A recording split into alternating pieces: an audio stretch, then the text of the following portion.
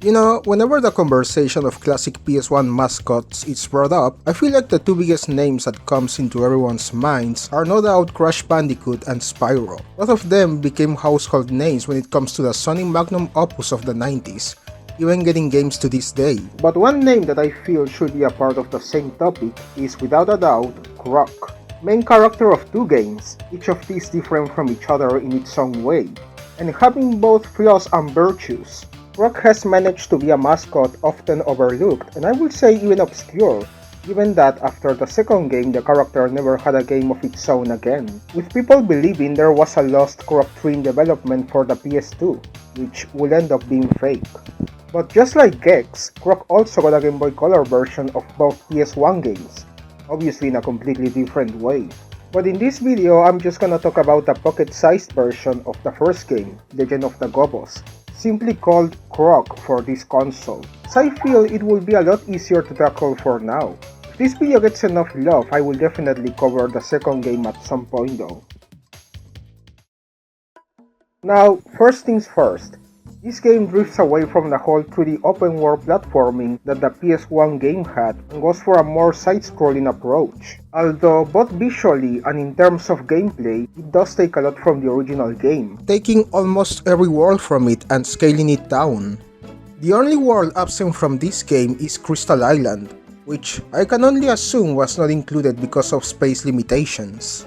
Unlike the PS1 version, the way you roam the world map is represented by a croc icon that goes around a top-down view map, instead of having a flying creature taking you around a 3D map.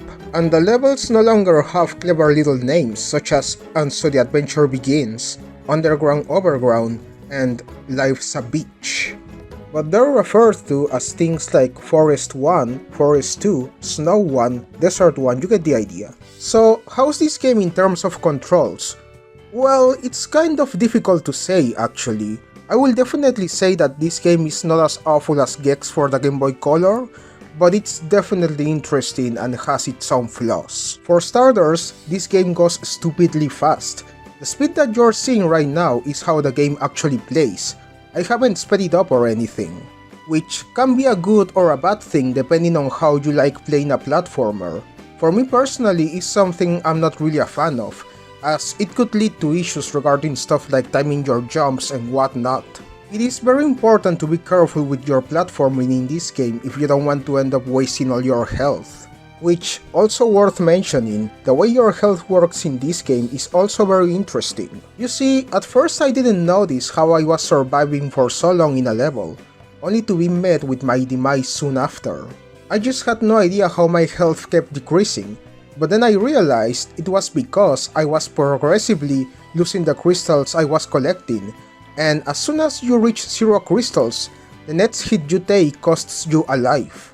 This is a really tricky mechanic in the game, because you can collect up to 99 crystals for a full health bar and travel around the level more safely knowing that you got a good amount of health.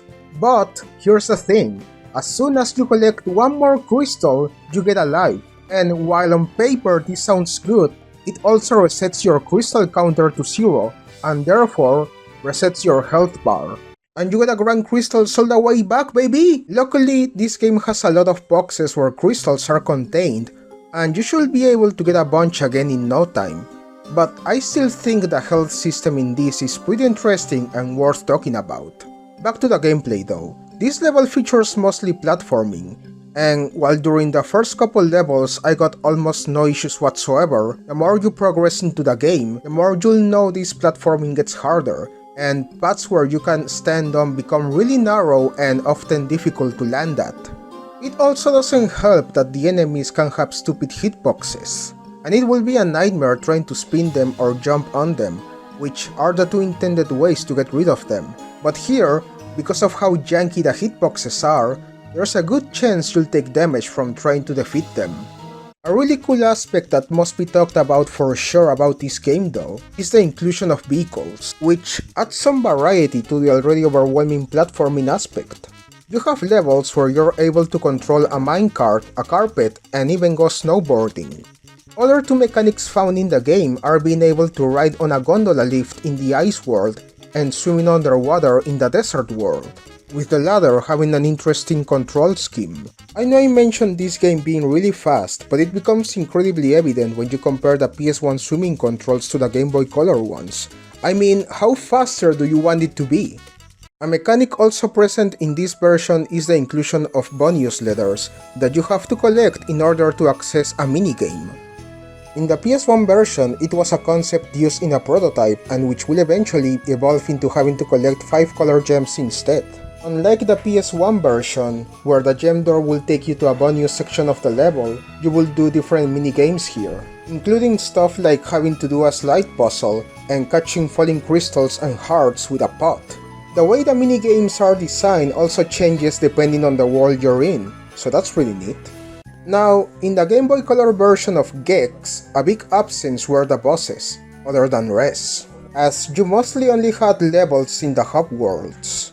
But Croc had every main boss, meaning the ones you find at the end of a hub world. The lesser side bosses were not included in this version, unfortunately. And the main bosses themselves are pretty different from their PS1 counterpart, which is not surprising considering the shift in perspective. They do a pretty good job maintaining the feel of it though. General aspects aside, I do feel like I should rant really quick about an aspect of the game I do not appreciate. And that's how janky the controls can get sometimes.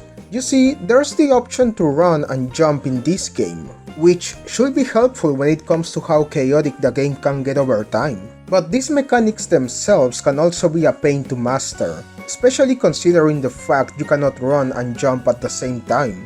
And you also have to be extremely careful with moving and trying to jump, as it will not only instantly recognize your jump input right away, and you'll end up falling to your death in most cases, which I found incredibly frustrating. Another aspect that's actually more of a skill issue on my part is the fact that one of the castle levels was a literal maze, where I just had no idea where to go and how to reach the end. I found myself running in circles constantly just trying to get from point A to point B, but ended up feeling like I was always hitting a dead end. And with how janky the controls are, plus the fact there's enemy hitboxes that can get really awful, and also the fact I did not have enough crystals to move around with enough health, you can only imagine how hellish it felt. I did, however, manage to beat Baron Dante and therefore be done with the game. I think this is a really neat version of Croc. It is not perfect by any means, and I do feel some quality of life aspects would have been awesome for this game to feel a lot better than what it ended up being.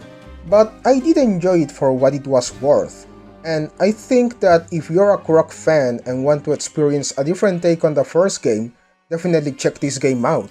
It's really sweet and short. It took me about 2 hours to beat, so it shouldn't be a big hassle unless you wanna go for the hidden jigsaw pieces, which is something I ended up not doing as I just didn't really care enough, honestly. Overall, this game is not amazing, but it's also not bad. Better than Gex though for sure, and charming enough so that you could enjoy it for a little bit. What do you think about this game? Let me know in the comments. But yeah, that's it for this video, I hope you enjoyed. And if you did, definitely feel free to like and subscribe, as that's the main way to support the channel and motivate me to keep doing this type of content for you all. As well as, once again, checking me out on Twitch, where I'm currently trying to get affiliate. If you do come from this video, let me know. I stream almost every night. And with that said, thank you for watching and I will see you in the next video. Bye!